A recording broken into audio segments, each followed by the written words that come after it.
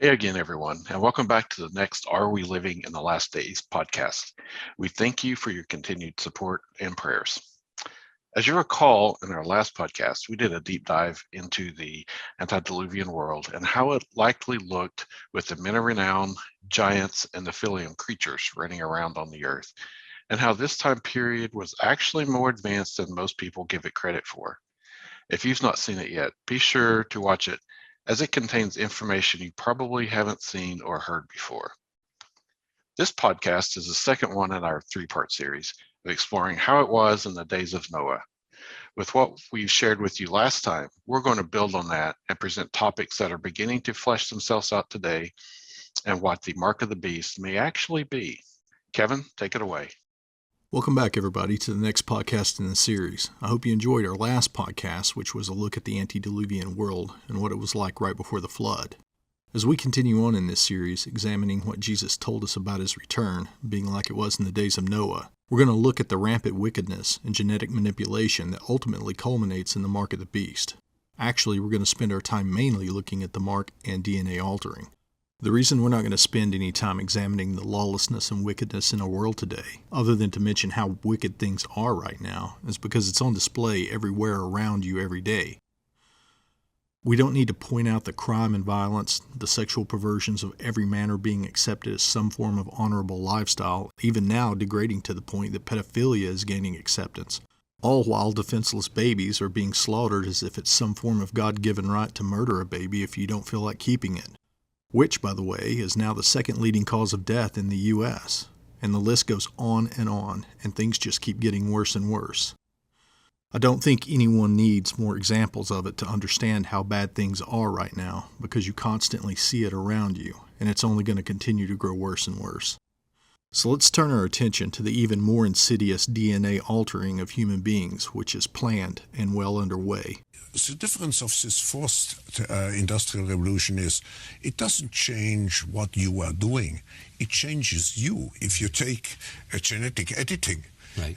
Just as an example, it's you who are changed. Yeah. And of course, this has a big impact on your identity. Yeah.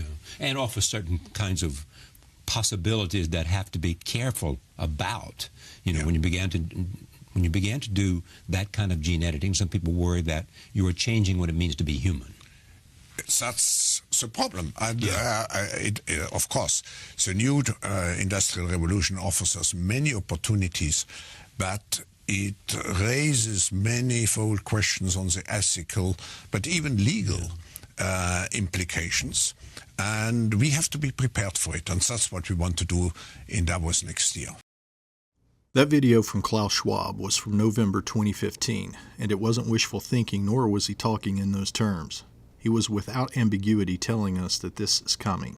If you saw our podcast, Event 201 in the Global Agenda, or you're already familiar with Event 201, then you know that directly before COVID-19 was an issue, there was an event that pulled together leaders from many disciplines to prepare the world for how to react to the pandemic, exactly as the one that happened, including a coronavirus being the pathogen. With all the evidence we have now, it would require a greater leap of faith to believe the pandemic was not planned. This is a 2-hour chalkboard that is condensed into about 4 minutes. So if you want to see the whole thing, it's at FauciLied.com. But I'll try not to sound crazy and tie this together. Gain of function, which Fauci says never happened in November of 2015. It happened with Dr. Barrett. It was a published paper, November 2015. The USAID and Fauci with EcoHealth, they were funding it. It was happening with the Wuhan people. So we know that. But what you may not know is in November, the same month that published paper comes out, the United States begins a partnership with Moderna, and they are searching for mRNA coronavirus vaccines. Kind of a weird coincidence, but wait, it gets worse. In this time, we skip to 2018. DARPA receives a proposal from Dr. Barrick, U.S. guy, Dr. Shi from Wuhan, and Peter Daszak from EcoHealth, and DARPA sees this and says, "This is far too dangerous. We're rejecting your proposal." We don't know what happened from there, but we do know just about 12 months later in Wuhan, where Peter Daszak, Dr. Shi, the Bat Lady, and Dr. Baric were all doing research on coronaviruses. About a year later, there's an outbreak, and the outbreak actually begins, according to documents that we have that have been smuggled out of China, that there were 10 hospitals involved by October with patients that we now know are corona-like virus symptoms. They didn't know what was going on. Now, that was in October. Remember, we didn't know anything about this in December. We were starting to get rumblings. China said there was some sort of an outbreak on December 31st. But not Peter Daszak, Dr. Baric signs a government deal with Moderna. I want to read it exactly to you. This deal was made.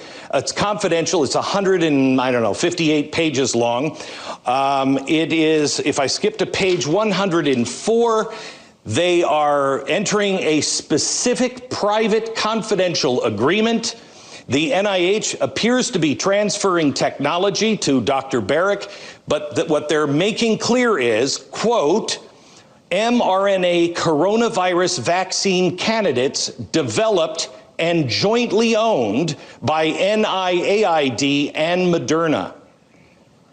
Now, this is weird because it's 2 weeks later that we know there's a problem. They signed that deal 2 weeks, who happened to be a partner with the Bat Lady in Wuhan. Here's where it gets really dark. These are the same group of people that in the end of January begin to have meetings, and they shut down and begin to smear anyone who's looking into the lab leak theory.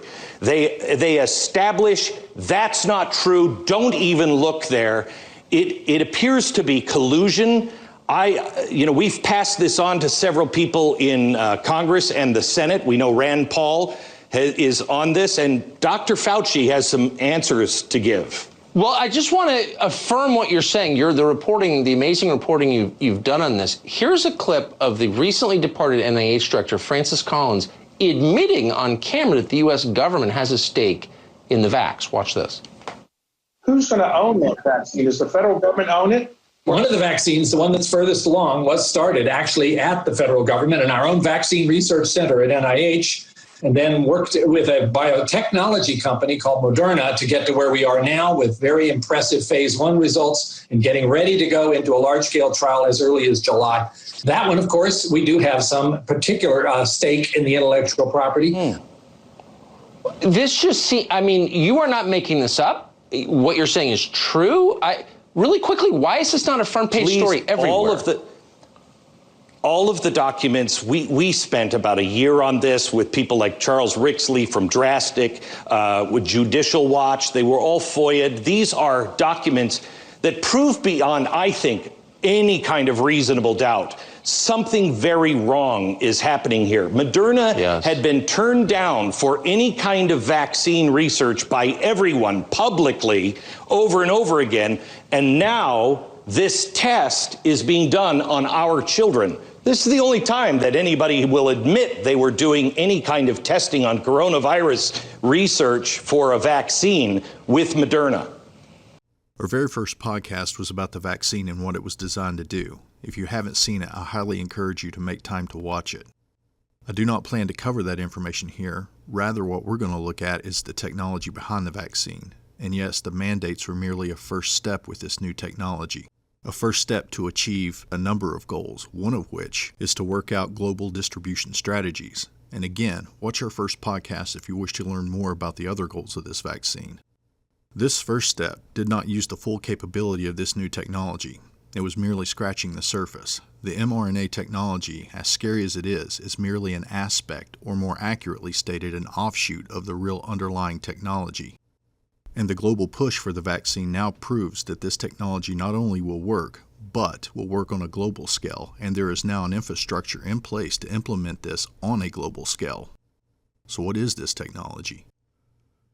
Every cell in our body contains a copy of our genome, over 20,000 genes, 3 billion letters of DNA. DNA consists of two strands twisted into a double helix and held together by a simple pairing rule. A pairs with T and G pairs with C. Our genes shape who we are as individuals and as a species. Genes also have profound effects on health, and thanks to advances in DNA sequencing, researchers have identified thousands of genes that affect our risk of disease. To understand how genes work, researchers need ways to control them. Changing genes in living cells is not easy, but recently a new method has been developed that promises to dramatically improve our ability to edit the DNA of any species, including humans. The CRISPR method is based on a natural system used by bacteria to protect themselves from infection by viruses. When the bacterium detects the presence of virus DNA, it produces two types of short RNA, one of which contains a sequence that matches that of the invading virus. These two RNAs form a complex with a protein called Cas9. Cas9 is a nuclease, a type of enzyme that can cut DNA. When the matching sequence, known as a guide RNA, finds its target within the viral genome, the Cas9 cuts the target DNA, disabling the virus. Over the past few years, researchers studying this system realized that it could be engineered to cut not just viral DNA, but any DNA sequence at a precisely chosen location by changing the guide RNA to match the target. And this can be done not just in a test tube, but also within the nucleus of a living cell. Once inside the nucleus, the resulting complex will lock onto a short sequence known as the PAM. The Cas9 will unzip the DNA and match it to its target RNA. If the match is complete, the Cas9 will use two tiny molecular scissors to cut the DNA. When this happens, the cell tries to repair the cut. But the repair process is error-prone, leading to mutations that can disable the gene, allowing researchers to understand its function. These mutations are random, but sometimes researchers need to be more precise, for example, by replacing a mutant gene with a healthy copy. This can be done by adding another piece of DNA that carries the desired sequence. Once the CRISPR system has made a cut, this DNA template can pair up with the cut ends, recombining and replacing the original sequence with the new version. All this can be done in cultured cells, including stem cells that can give rise to many different cell types. It can also be done in a fertilized egg, allowing the creation of transgenic animals with targeted mutations. And unlike previous methods, CRISPR can be used to target many genes at once. As scientists, we've now utilized that system, take it out of the bacteria, and we use it to create designer mutations, designer gene changes in animals and also in humans. So it's a bacterial immune system that corrects genes, and we use it all the time now. It's actually, what's interesting about it is we've been able to mutate genes for many years, but this is dial up a gene mutation. You can choose exactly where you want to make it. And recently, a Chinese researcher in our field came out and said he's engineered a couple of twin girls with CRISPR to be resistant to HIV, the AIDS virus. The field of DNA editing and medical genetics is changing much faster than we think. AI and CRISPR technology have been making revolutionary changes to the field of medicine. Artificial intelligence is being applied in identification of harmful genes and treatment of disease. Though the specific use cases and applications are numerous, the importance of AI in healthcare and its impact on the biotech industry could grow exponentially in the near future. Multiple new gene editing technologies in addition to artificial intelligence will cause major changes in healthcare. The gene editing tool, CRISPR, short for Clustered Regularly Interspaced Short Palindromic Repeats, could help us to reprogram life. It gives scientists more power and precision than they ever had to alter human DNA. This new power includes the possibility of making people smarter. Even before CRISPR was used on human embryos, the technology was used to modify simple animals. There, the goal was to demonstrate that the technology worked. These experiments made us aware that with CRISPR, we could do a lot more than we previously thought we could. Scientists use CRISPR to change, delete, or add DNA to any organism, from a human embryo to a pig to a wheat crop. CRISPR does this by subduing a specific part of the genome and then injecting a new piece of DNA into the genome instead. So CRISPR is an acronym for basically a system that is from bacteria that they use to kill and destroy the DNA of invading organisms like a virus. But we can now use that system to cut and change our own genomes. It's basically a DNA cutting enzyme that doesn't cut randomly. You can give it a barcode in the form of what's called an RNA molecule that tells where that enzyme will cut in the genome. Let's say you have a terrible gene that's causing heart disease. We take this CRISPR system, we say, here's where you need to go to cut. We can tell the enzyme to go and cut it, put it into your cells, it'll go cut it and destroy that enzyme and delete it. And you can also use it to cut the genome and insert new pieces. So you can both subtract and add DNA at will now, not just randomly, but what's important is you can tell it where to go, and that's the big breakthrough. Genetic manipulation of humans has already begun, and it has begun on a global scale with the mRNA vaccine, and where it's going is terrifying and is part of what Jesus warned us about when seeing the days of Noah repeat. Have you ever wondered why the Bible tells us that if you take the mark you can no longer be saved? I mean, think about it. There is no sin that you can commit and not be saved. Yes, people will have to take the mark as an act of worship of the Antichrist at the midpoint of tribulation, but worshiping a false god has never put man beyond the reach of salvation. Even a Satanist who spends his whole life worshiping Satan can repent and be saved. So how is this possible?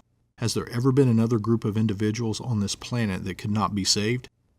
Yes, there was. They were known as the Nephilim. There was no salvation for them because they were only partly human. Their DNA was not human DNA. It was a mixture of angelic and human DNA. While there are many aspects to know about the mark of the beast, the most important thing is that it will alter your DNA to the point that you are no longer fully human. We know this from the description of its effect given to us in the book of Revelation. We've been saying for some time now that the technology behind the mark is already here, and if they wanted to implement the mark tomorrow, they could.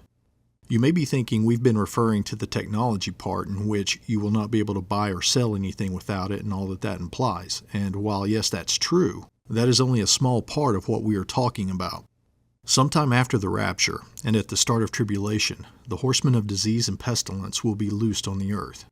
If you think the pressure to take an mRNA vaccine is bad now, at that time, DNA alteration for immunity will be demanded. We're already seeing evidence that they're planning on releasing smallpox sometime in the future. I can only imagine what else will be afflicting humanity at that point. Well, imagine being able to become immune to every known disease, stop aging, or even possibly cheat death. More to the point, become human 2.0. But we have to also consider that the CRISPR technology can be used for things like enhancement. Imagine that we could try to engineer humans that have enhanced properties such as stronger bones or less susceptibility to cardiovascular disease, or even to have properties that we would consider maybe to be desirable, like a different eye color or to be taller, things like that. Designer humans, if you will. Right now, the genetic information to understand what types of genes would give rise to these traits are mostly not known. But it's important to know that the CRISPR technology gives us a tool to make such changes once that knowledge becomes available.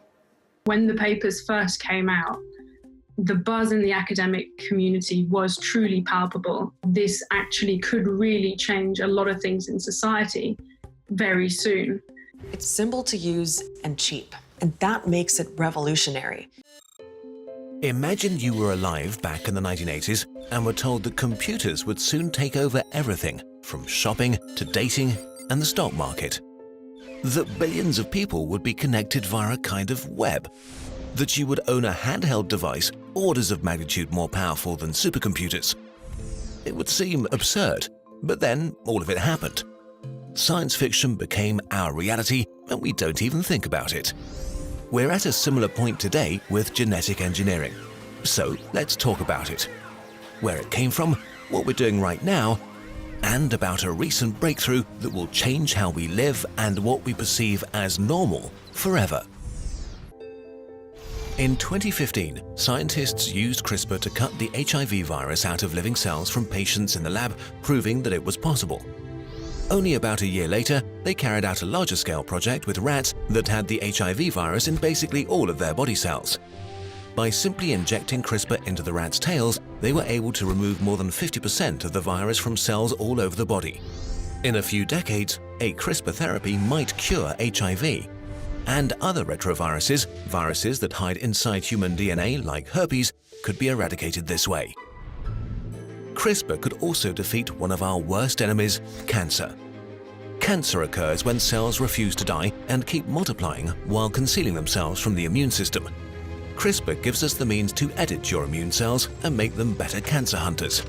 This is like the computer in the 70s.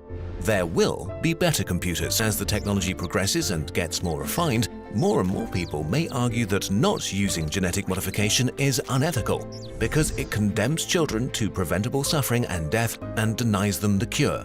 2/3 of the 150,000 people who die today will die of age-related causes. Currently, we think aging is caused by the accumulation of damage to our cells, like DNA breaks and the systems responsible for fixing those wearing off over time. But there are also genes that directly affect aging. A combination of genetic engineering and other therapy could stop or slow down aging, maybe even reverse it. We know from nature that there are animals immune to aging. Maybe we could even borrow a few genes for ourselves. Some scientists even think biological aging could be something that eventually just stops being a thing. We would still die at some point, but instead of doing so in hospitals at age 90, we might be able to spend a few thousand years with our loved ones.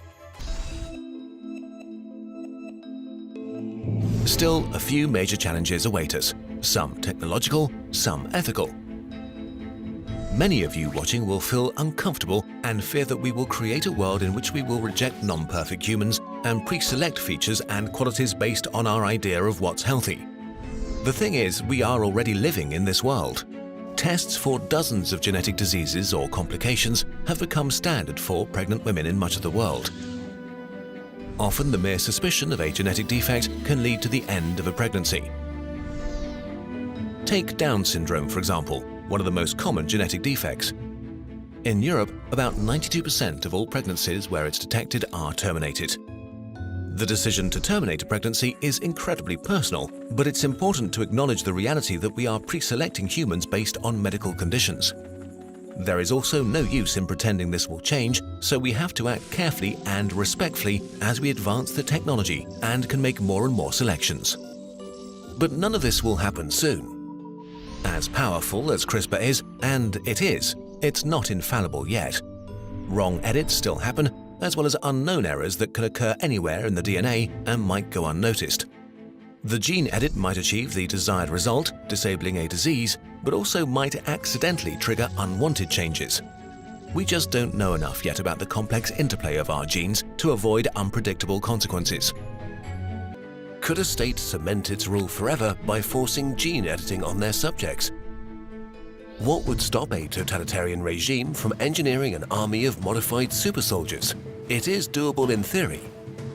But the basic proof of concept for genetic engineering like this already exists today.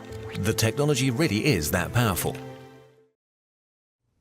In Revelation 9:6, we are told something very amazing, that only right now, in this moment in history, that it even seems like it could be a possibility.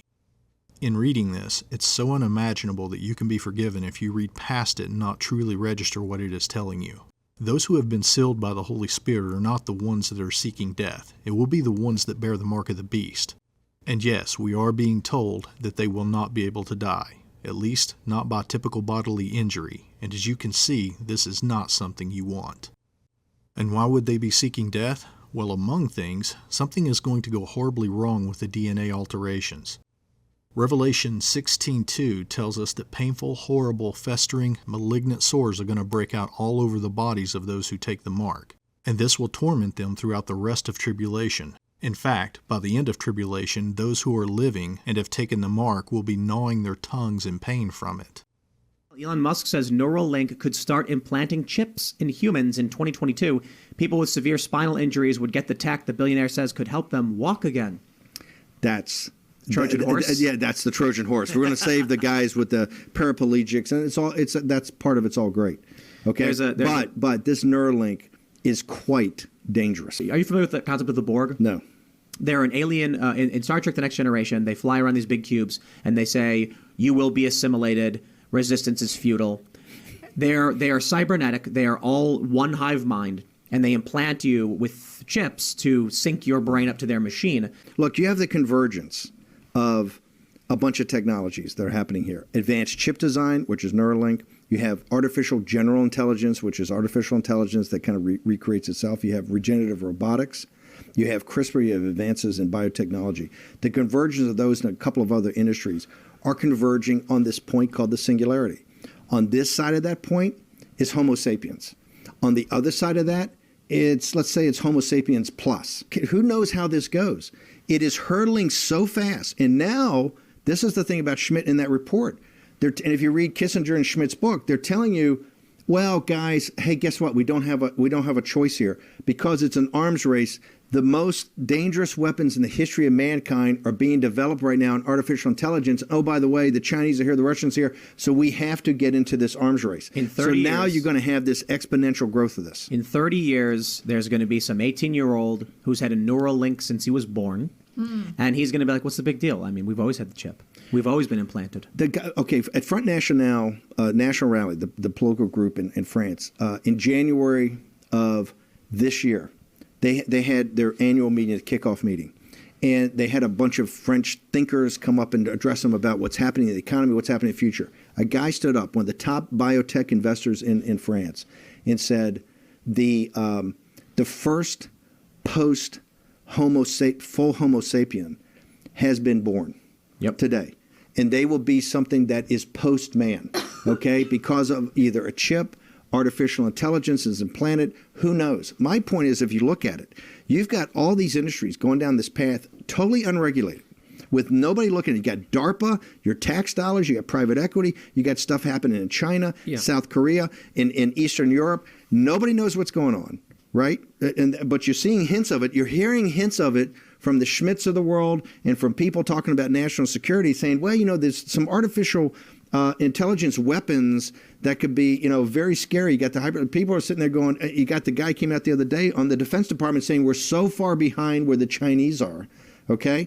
Then you don't even talk about the CRISPR part, which could get to the biological weapons. We have no earthly idea what's going on. We have no ability to control it right now because, look, I'm a fighter and I fought globalization and I will take on a lot of fights. This one right here, you kind of sit there and go, where do we even start? Transhumanists or transhumanism as an idea, as a set of values, has come to pervade the sort of technocratic elite that ultimately does dominate vast portions of our lives.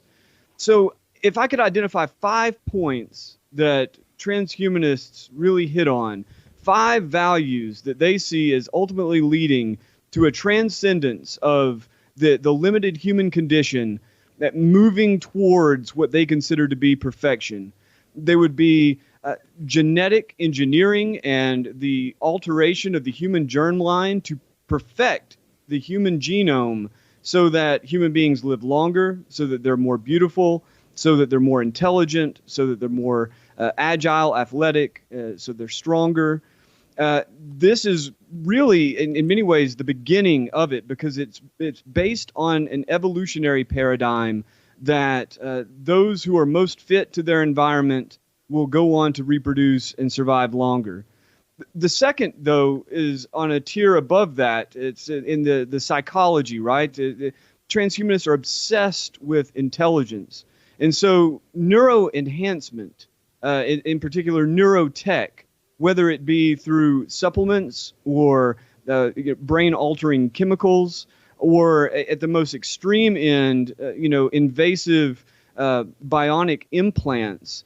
Neuroenhancement is also a real obsession with the transhumanist movement. Hang on, whoa, Joe, hang on before you go to the third. I just want to say in the second, it's a prioritization of values. You never hear them saying they want the better angels of our nature, the goodness. That they're not trying to enhance goodness. They're not trying to enhance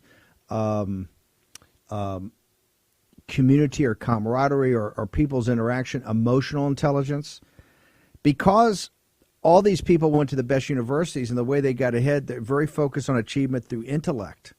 And believe me, I've been with this crowd, whether it was at Harvard or at Goldman Sachs, and the way the elitists think. They are maniacally focused on just one element, and that is intelligence. Is that correct, sir? That's why it's such a priority? I think that, overall, the driving force is intelligence, it's beauty, it's strength, and it's not that natural intelligence, the natural beauty, or the kind of natural human connections that we have with each other. Obviously, they see that as ultimately limited. They want to enhance it and ultimately replace it with technological methods. So, yeah, the third, and, hit it really briefly, bionics. That's something that we're only really starting to get into. I mean, you see amputees, people who have been, blown apart in war or in industrial accidents, receiving bionic arms that are controlled oftentimes by neural implants. And, we've said this a lot. You said this on Tim Pool, that you can't really argue against someone who has been disabled getting a bionic implant. Obviously, that person deserves to be able to live their life as fully as they possibly can through whatever technologies. But what transhumanism seeks to do is, they see these implants ultimately becoming superior to human capabilities, and they idealize this notion that as the body falls apart or as individuals are born with faulty parts, technological devices, whether they be bionic arms or the Neuralink chip or any of the other wide varieties of chips that are being implanted in people's brains right now that are on the market, those will enhance intelligence. Fourth, really quick, robotics. In the industrial sector, you see robotics taking over tons of jobs. You also see, AI-based automation starting to take over a lot of white-collar jobs. But probably the most conspicuous element is the concept of social robots. Robots which are your companions, robots which are your teachers, robots which are ultimately our friends going forward, and ultimately embody the artificial intelligence systems that they're developing, which leads us to the fifth pillar of transhumanism, you could say, which is artificial intelligence itself. It's the replication of human intelligence in silico. It's the idea that you can create a computer system whose algorithms self-improve, mostly through deep learning, in which it scours data and finds novel patterns. And these systems are seen as not only an enhancement for human endeavors. That's right now what they're talking about. These are going to be our new partners going forward in science and technology and even through politics and government. But ultimately, as artificial advances, transhumanists and the cult of the singularity sees artificial general intelligence replacing the human intelligence.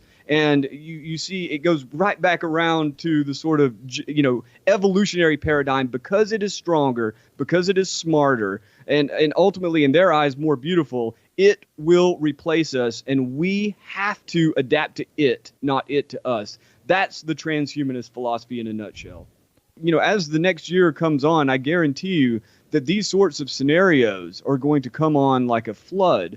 We discussed before, Elon Musk will have Neuralinks in human brains more than likely by fall of next year. But there are tons of other companies, everyone from Synchron to BlackRock Neurotech and other, more academic experimental labs. People are putting these sorts of chips in people's heads all over the place, some of them to heal, but ultimately with a lot of people, Elon Musk included, the desire is to enhance. And I think people like Neil Harbisson, the first officially recognized cyborg, I believe it's in the UK, Neil Harbisson is seen as a sort of pioneer towards a new breed of humanity, a new species. I want to make sure that people understand that this is not science fiction.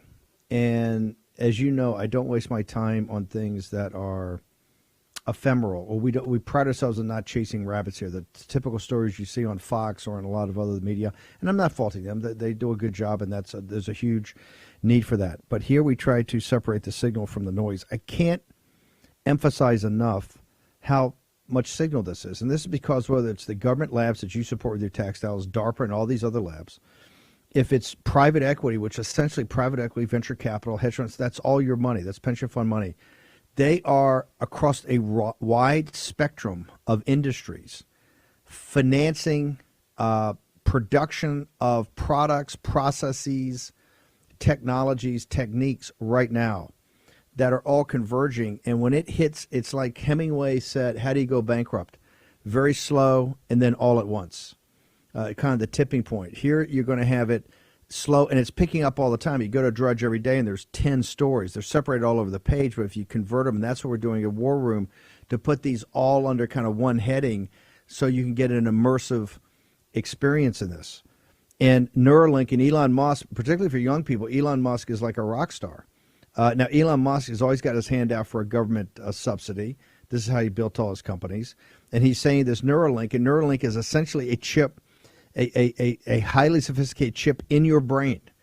And they're pitching it that we're curing people, we're curing paraplegics, we're curing people, but it's really to enhance. Right? We understand it on a practical basis. We got these Marxists here in this country and kind of these globalists. They're in business with the Chinese Communist Party, which is, at the end of the day, not about communism at all. It's kind of an atheistic, materialistic, worldview. And that we have we believe that our rights don't come from any government. Our rights come from God, right? They come directly from God to us. There's no intermediary. And that human beings are temples of the Holy Spirit, right? They're embodied by this flame of life called the Holy Spirit. So where are we in this great fight, which the next battlefront, and maybe the most overwhelming battlefront, is this whole driving towards the end of Homo sapiens? When Jesus returns in the second advent, there will be modern-day Nephilim roaming the planet. They won't be giants or men of renown, but they will be every bit something other than fully human. Right now, we are seeing this unfold in front of our eyes, just as Jesus told us it would. So in our second podcast here, Kevin, we've covered some crazy stuff that's going on in the world around us. What do you think? Yeah, it's pretty disturbing. As we've shared with our listeners and our viewers, we're both natively in the technology field, the way we make our living and support our families. So even though we're in the technology field, this stuff is pretty scary because, it's kind of like I've said before. It's scary on one hand, but reassuring on the other hand, because if we didn't know how this was going to end with Jesus calling us home very soon, we would be mortified. But since we know that, this technology that's coming down the pike just as fast as it can should be comforting to us, for we know we will be spared all of this, and those that are left behind and are going to they're going to be in some pretty bad shape, and I pray that we're gone way before this actually happens. It's not surprising that this is happening. I mean, the Nazis started this. Well, actually, they didn't start it. It was a lady here in America that started eugenics, and the Nazis kind of stole the idea and used it in the 30s and 40s to, eradicate a race of people, the Jewish people. And this is just the next step. The Nazis, the German Nazis, thought they were better. They were a superior race, and they were all about weeding out the undesirables, again, namely the Jewish people. They pioneered anabolic steroids to help build super soldiers and improve what they saw as the superior race. Yeah, exactly. So this is nothing new. What we're seeing today at the end of 2021, it's just made even worse, I believe, because of the technology that is and the medical science that's going in to this endeavor, and where it's going to take the world. Even Margaret Sanger, who the Nazis got their ideas from, was the founder of Planned Parenthood, who set up shop mainly in poor African American communities, large cities around the country. And even today, abortion is playing into the idea of eugenics with today's ultrasounds and gene testing for the unborn babies still in mothers' wombs. Oftentimes, if a unborn child is seen to have Down syndrome or some other severe medical issue, they're encouraging the mother and father to abort this baby, tying it into the hybrid humans and stuff. We're all already seeing and have seen for decades and decades the weeding out of quote unquote undesirables and in favor of a superior race. And this is just the next step. And it's, in my opinion, that it's probably going to be the last step. I think it kind of ends with all of the medical technology that's going on today. Well, like we talked about here, there is an end to it for sure. So, once that mark gets instituted and, like we just kind of covered the ramifications of taking that mark, well, something's going to be wrong with their DNA alterations because of the festering boils and the sores on people. And then, of course, the fact that, like we had mentioned, the Bible tells us that these people are going to die, at least not by common means. So, I mean, I can imagine someone putting a gun to their head at that point.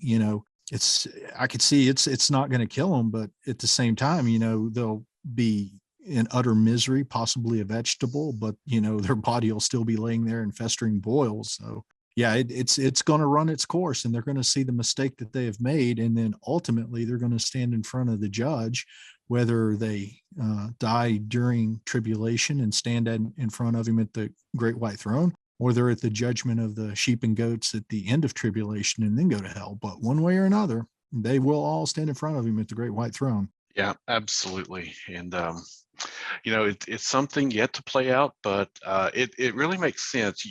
There's two different things that are kind of coming together, the science, the technology behind this.